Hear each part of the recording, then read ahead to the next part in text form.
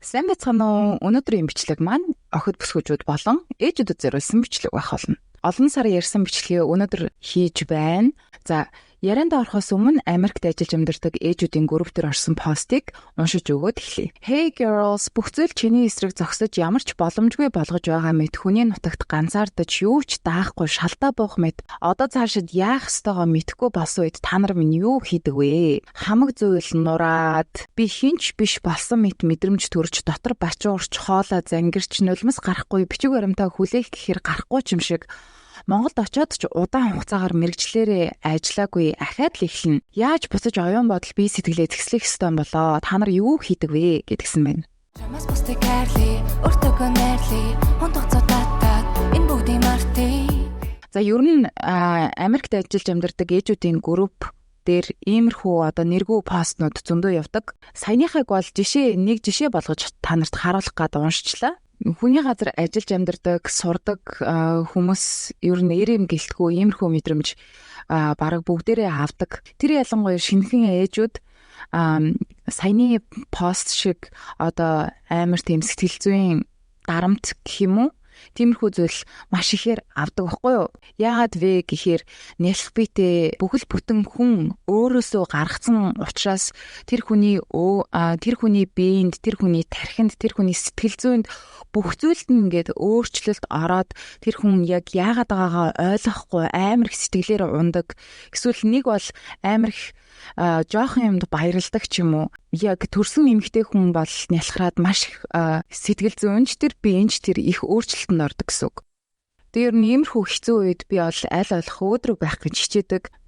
Яг нэг амар инээд алдал би амар аз жаргалтай байгаа гэж мэд ихгүй штэ. Угаасаа зүгээр яг ингээ хийх юмаа хийгээд хүүхдүүдээ сайн хооллоод, сайн хувцлаад, дааруулахгүй, эрүүл саруул, сайн хүмүүжлтэй, сайн хүн болгочих юмсан гэж ер нь хичээдэг. Ер нь бол их тэрэн дээрээ төвлөрөөд тэгээд нэг амар тэгж уйдгарлаж, гуниглаад нэг суугаад байдаггүй. Гэхдээ нөгөө талаас нь штэ яг өөрийнхөө биедээ анхаарад, ёстой ажил амьдралаа гоё болгоод, амжилттай тий амар тайван явах юмсан кинон дээр гардаг шиг кофе уугаал, дэлгүүр хийсэл, нөхөртөөгөө нялуураад, хүүхдүүдтэйгээ хамт тоглоол, одоо ингээд лаг гоё гэрээ идэхтэй шиг ингээд байх юмсан гэж хитрхи их бодоод яг бодит байгаа байдал нь яг төсөөлсөн зүйлд нь хүрэхгүй болохоор өөрийгөө голох мэдрэмж яг надтай адилхан авдаг зөндөө олон ээжүүд байдаг бахан. Та нарын интернет дээр харж байгаа бичлэг, зураг одоо тэр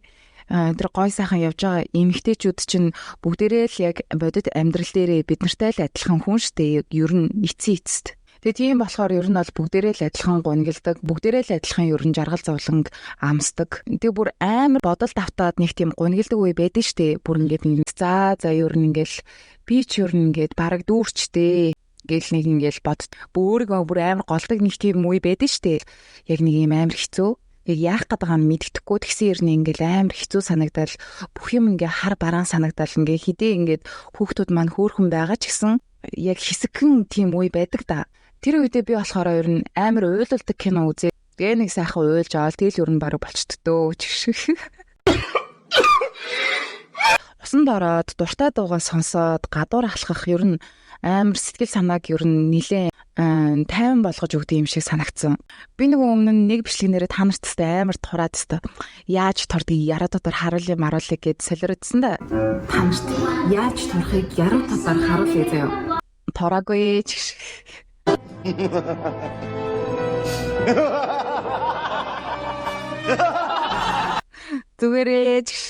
Зүгээр үсэл тарьсан. Gotcha bitch. Угаасаа энд төрсэн талаараа бичлэг хийн гэдээ ярьсан байсан болохоор одоо энэ бичлэгээр сайхан ярьчих гэж бодож байна. За тэгээ намайг дагдаг хүмүүс нь ер нь анзаарсан бол би одоо 2 хүүхэдтэй болсон. Том маань хүү, баг маань охин. Эхний төрөлтөн дээр амар олон цаг өвдөө, савны амсар маань нээгдэж өгөхгүй. Шүн эмнэлэгт 3 цагийн үед очиод өдөр бараг 3 4 гэж яхад ерөөсөө 6 7 хуруу нээгдчихэд тэгээ цаашаа ерөөсөө амар удаан нээгдэжсэн байхгүй юу. Тэгээ тэгсэн чинь манай эмч хурж ирэнгүүтээ за одоо ингээд чиний савны амсар чинь ингээд нээгдэхгүй амар удаад байна. Тэгээ тийм болохоор ингээд хүчээр ингээд чиний усыг чинь хагалж тэгээд тэгэх юм бол савны чинь амсар хурдан нээгдэн гээд юу усыг чинь хагалж болох уу гэдгсэн баггүй юу. Тэгээд тэгэхээр нь би за тэгээд гэдгсэн. Ус хагарсны дараа бас нэг 3 4 цагийн дараа ерөөсөө хүүхэд маань гарч өгөхгүй, савны амсар маань бас л ер нь ингээл амар удаан нээгдээд тэгээд нэг 9 уруу дээрээ ерөөсөө гацчаад болдгоо. Тэгсэн чинь нөгөө эмчил сувлагч нар маань за одоо ингээ хүүхэд чинь бүтгээд ингээд стресстэй байна. Одоо ингээ хүүхдийг чинь аврахгүй бол болохгүй байна гэд тэгэхээр би бүр ингээд амар айгаад заяа. Тэгээ одоо ингээ яаралтай хаалганд оруулах хэрэгтэй байна. Одоо ингээд чамайг ингээд C-section оруулнаа гэхээр за угаасаа би ингээд өөрөөрөө төрөе гэж хичээсэн ч гэсэн угаасаа болсонгүй. Би одоо ингээд хамаг чадлаараа л хичээсэн. Тэгээд гэхдээ ер нь бол ингээд төрнөө гэдэг чинь ер нь хүн өвхөөс наагур л юм болдгийм билээ. Манай хүүхдийг маань гизийг маань зүсэж гаргасан. Мэдээж эрүүл саруул хөөхөн хүүтэй болсон.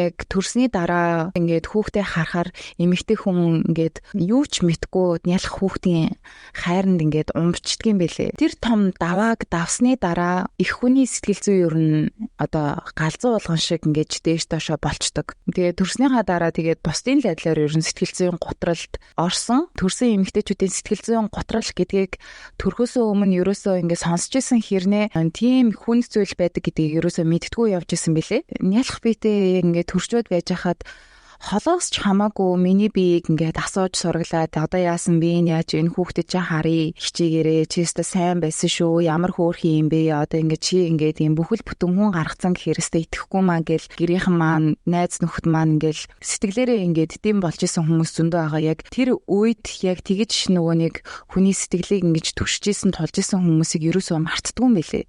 Нөгөө талаас одоо яг ингээд жирэмсэн байхад ч юм уу эсвэл яг ингээд төрсний дараа ингээд яг гомдоо гэж гомдоогоогүй ч байж болно заяа. Гэхдээ гомдоосон маягтай тийм өгнүүд ч юм уу эсвэл ямар нэгэн байдлаар тэр хүнийг ингээ гомдоох юм бол одоо зүрхэндээ ортол гомдчихдээ юм байлээ. Эмэгтэй хүний жирэмсэн үе яг төрсний дараа яг хүүхэд нь 2 нас хүртэл ер нь бол хүн эмэгтэй хүн сэтгэл зүйн гутралд өртдөг гэж байгаа байхгүй юу? Төрсэн ээжүүдийн 30.2% нь төрсний дараах ямар нэгэн хэмжээ одоо нөгөө хөнгөн дунд хүн тайл нь хамаагүй. Гэхдээ ямар нэгэн хэмжээгээр сэтгэл готролд төрсний дараах postpartum depression гэж буюу яг төрсний дараах сэтгэл готрол гэдэг юм асуудалтай байна гэж гарсан байна. 10.3 маш өндөр байхгүй юу. Тэр үед эмэгтэй хүний сэтгэл зүй маш эмзэг дээрээ байдаг. Яг тэр эмзэг байгаа үед нь ямар нэгэн байдлаар баярлуулах юм уу гомдоох юм бол яг амар амархан баярлаад амар амархан гомдчихдгоо гэдгсэн үг. Би ядж хахад бас өөр амар сэтгэл хөдлөл ихтэй хүн байхгүй юу ер нь. Миний камер нэг мэдсэн чинь амар доошлцсон шүү дээ. 2 дахь хүүхэд маань 2 дахь охин маань манай хүү 19 сартай байхад гарсан. Би ер нь багасаа хүү охин 2-той болно гэж би боддог байсан байхгүй юу. Тэр хүсэл маань яг биелсэн юм шиг санагддаг. Манай хүү маань яг 10 сартай байхад жирэмсэн гэдгийг мэдсэн байхгүй юу. Тэгээ гэрийнхэн маань ээж маань эмээ маань ер нь яг Монголоос маш их санаа зовж исэн.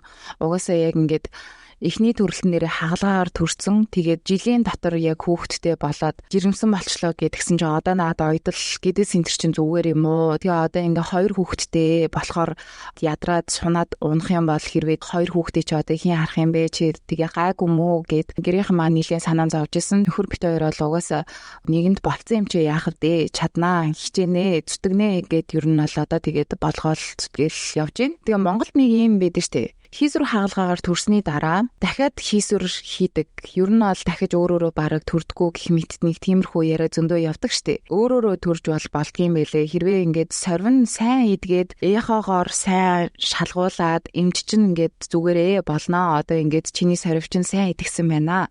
Дотор гадаргуу сайн идэгсэн байна гэсэн үедээ эмчтэйгээ зөвлөлдөөд одоо би ингээд өөрөөрөө буцаа төрмөр байна гэд тэгээд шийдвэрээ гаргаад тэгээд төрж болдгийм байлээ. Тэгээд би төрсөн.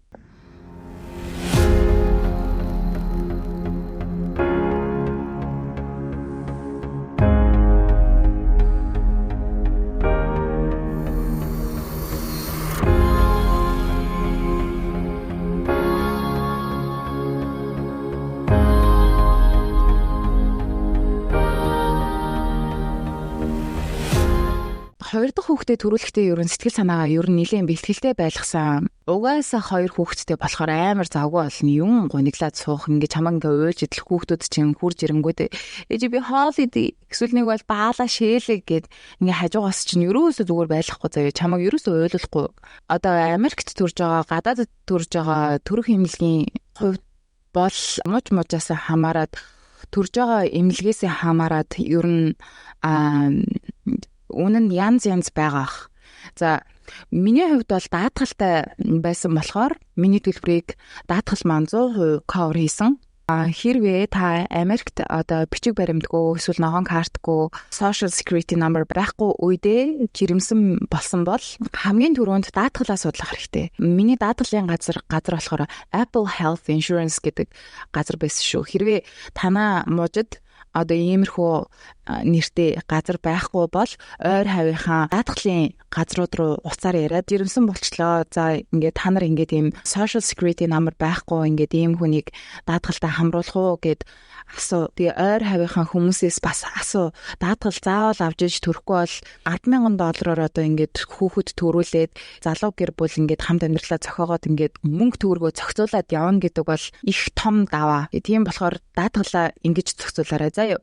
За хөхний сүүний талаар. Хөхний сүүгээрээ хоол бол угаасаа хамгийн сайн шимт хижилтэй гэж хүн болгон хэлдэм байлээ, зөвлөдгийм байлээ. За би 2 хүүхдээ 10 сар хүртэл нь мөмөрөө хооллсон. Тэгээд тийм болохоор мөм маань их ачаалтай байсан. Тэгээ одоо ер нь хоёулаа яг бор хоолндоо идээд өөрсдөө их хоол сайн иддэг. Өстө мундаг хүүхдүүд байгаа. Тань хэлдэг.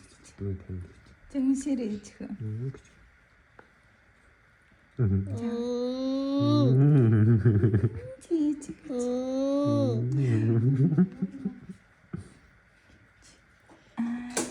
Бас тэрнээ шүү.